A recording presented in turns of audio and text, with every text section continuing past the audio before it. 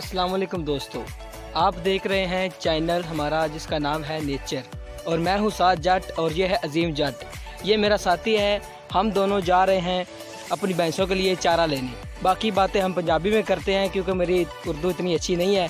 तो दोस्तों असी जड़ा ना पट्ठे लैन चले हाँ तो पट्ठे पावने मझां नूं किवें ने ते किवें कुतर ते पाई दे किवें विच पांत कुतरी दे, क्योंकि सर्दी का मौसम है इस वेले सी पांत पूंत लियाई दे ते किवें मझां नूं पट्ठे पाई दे कुतर ते पाई दे, वो सारा तरीका तुहानूं दस्सांगे। ते शाम नूं किवें मझ चोई दी।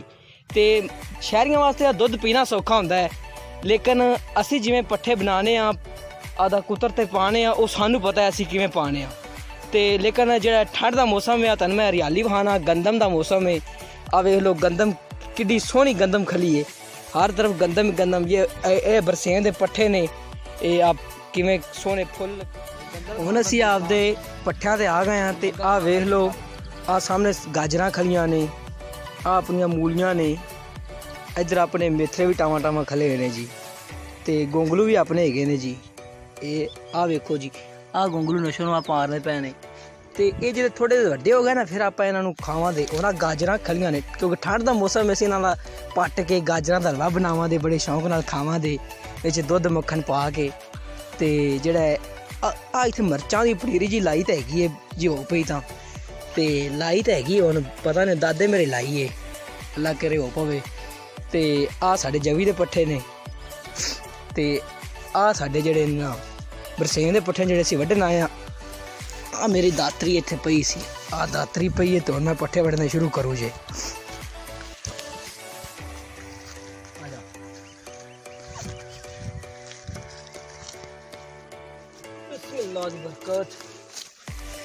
असं जिले मझां पट्ठे वड्ढी दे ना सारें नाल पहले बिस्मिल्लाह पढ़ी दी, क्योंकि बिस्मिल्लाह की बरकत जिहड़ी है ना सब तो अच्छी बरकत। तो हुण इस तो बाद असीं पान छिल्लण भी जावांगे। इस वीडियो नूं लाइक ते सबसक्राइब कर दिओ ताकि साडी आउण वाली वीडियो जिहड़ी है पान छिल्लण वाली वो भी तुहाडे तक आवे। ते उस तो बाद असीं गन्ने उत्थों भन्ना दे ताए दे गन्ने ने साडे, उत्थों असीं भन्न के चूपां दे भी तुहानूं वो भी विखावांगे। तो तुसीं इस वीडियो नूं लाइक ते सबसक्राइब जरूर कर दिया जी।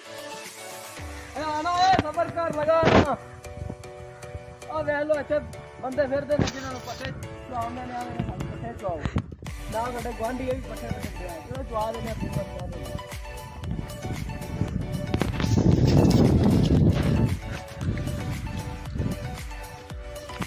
ऐसे माशाल्लाह पट्ठे वाह वो देखने अड्डे टमाटा वही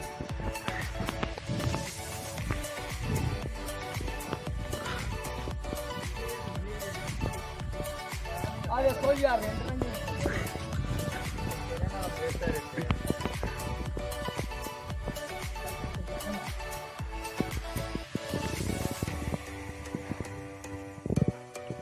मेरे नाल बनावे तो मित्र भी बड़े भैन ते मैं भी